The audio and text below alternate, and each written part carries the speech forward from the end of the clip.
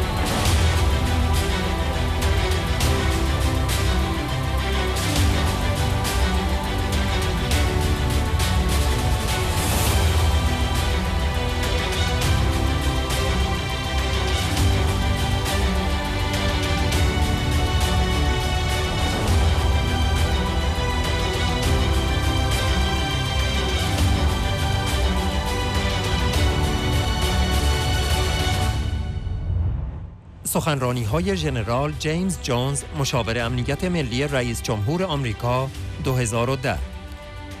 دیوید جونز، نماینده پارلمان انگلستان تا می 2024، وزیر برگزیت 2017، وزیر ولز 2014. کاتلین دپورتر، نماینده پارلمان فدرال بلژیک. نایک گروپیونی، عضو کمیسیون خارجی پارلمان ایتالیا.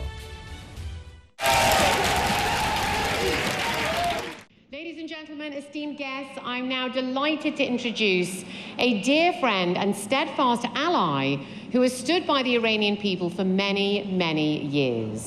With a decorated military career and extensive experience in diplomacy and national security, he served as the 22nd National Security Advisor to the President of the United States. Please do join me in extending a heartfelt warm welcome to General James Jones.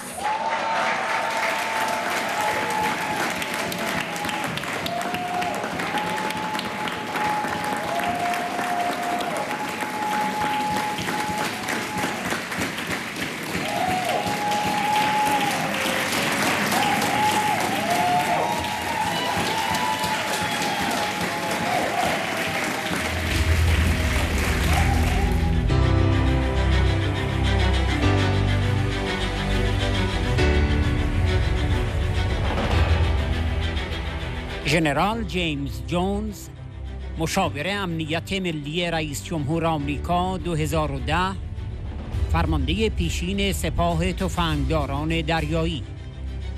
قدرت نمایی ولی فقیه در منطقه، تلاشی مأیوسانه برای به تأخیر انداختن سقوط حتمی رژیم آخوندی است. برنامه 10 ماده‌ای خانم رجوی منشور امیدها و آرزوهای غیرقابل سرکوب مردم ایران و همه کسانی است که در اعتراض به استبداد جان خود را فدا کردند. برنامه 10 ماده‌ای به واقع از منظر جهانی طرح روشنفکرانه و آینده نگرانه و شایسته حمایت همه مردان و زنان متعهد به پیروزی دموکراسی بر فاشیسم دینی است.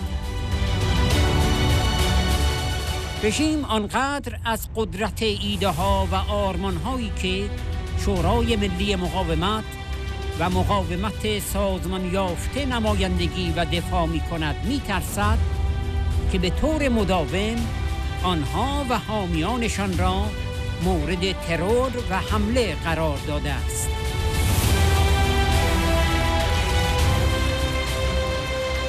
Thank you very much for that kind introduction, and it's a great honor and a privilege to be back here once again with so many friends and so many people. I've spent many wonderful years in both military office and private office. Madame Rajavi, thank you very much for your leadership.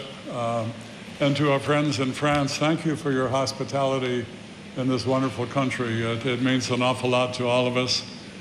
As I was listening to all of the previous speakers, I was completely inspired by their theme. And it reminded me that a lot of the things I wanted to talk about were the same things, so I don't want to repeat too many things, but just maybe a couple of opening thoughts. One is that we live in a very messy and complicated and dangerous world. One way to look at it is we are subject to a struggle between autocracies and democracies around the world, not in any one region in particular, but the struggle between autocracies and democracies is alive on just about every continent. And that is worrisome because it will affect how we live, how it comes out will affect the behavior of many governments, and it will affect the freedom or the lack of freedom for millions of people around the world.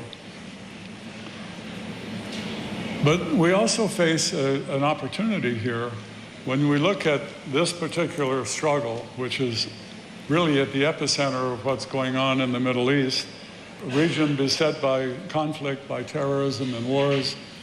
And the evidence is very clear that the epicenter of this struggle in this region is Tehran. And Tehran must be dealt with. The Supreme Leader, Ali Khamenei, brazenly supports terrorist groups across the region. The regime's proxies, directed by the IRGC, continue their destructive campaigns, creating extraordinary circumstances that challenge all freedom-loving people almost everywhere around the world. By fueling wars and promoting violence, Tehran seeks an escape from the crisis instigated by the Iranian people's uprisings. The Supreme Leader's facade of power in the region is a desperate attempt to delay the inevitable downfall of the mullah's regime. And what is often perceived as the power of the Iranian regime is actually a consequence of the international community's failure to hold the regime fully accountable for its rogue behavior. Today, the world recognizes that the root of the Middle Eastern conflict is the clerical regime in Tehran. For peace and stability in the region, our focus must be on a viable solution. And for the international posture, could we all once and for all proclaim that appeasement is not a winning strategy that the regime respects? That has been pointed out. That has been pointed out by all of the previous speakers. And so that much is clear. It is time for clarity, and it is time for restated determination across the international community. And may I say that, with the exception of the Americans who are here, that we need to do a lot more work on that in Washington. We have never really come to grips with the truth of the history of the MEK. And in our own media, that falsehood is perpetuated even today. And I think one of the things that we must do, all of us here, particularly the Americans, we must overcome that false history that led to the MEK being listed as a terrorist organization and triggered years of work to try to get that designation reversed. We must do more than that. We must convince our elected officials, our media in particular, that that history is false. And I would commend to you a monograph that will soon be released by Ambassador Lincoln Bloomfield, who's here and who you all know very well.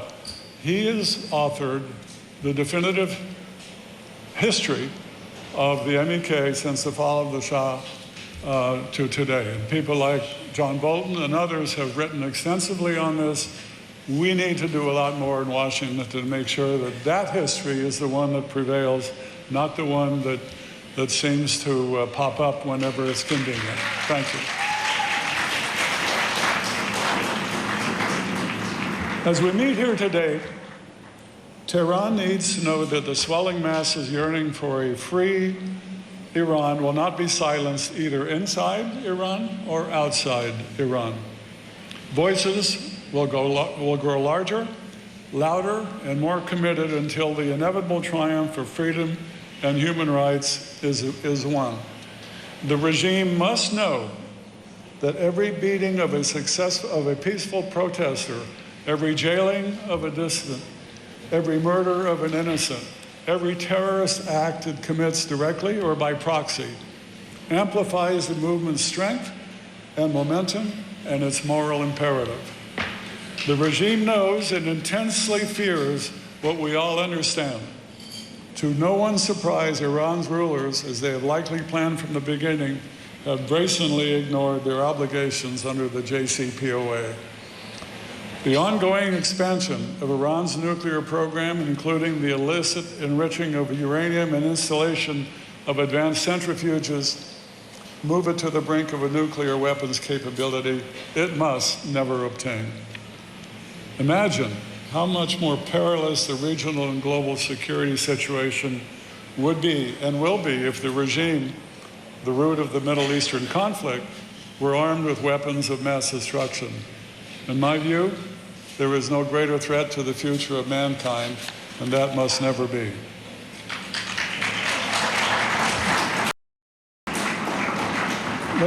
Ladies and gentlemen, a maxim attributed to Edmund Burke holds that, and I quote, "The only thing necessary for evil to triumph in the world is for good men to do nothing," end quote.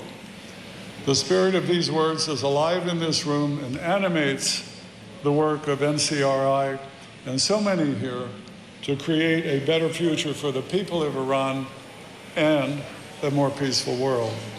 But if Burke will pardon me, I think his principle is slightly off. It's not quite right that evil triumphs when good men do nothing. My friends, evil triumphs when good people don't do enough. And that is what we should take from that message.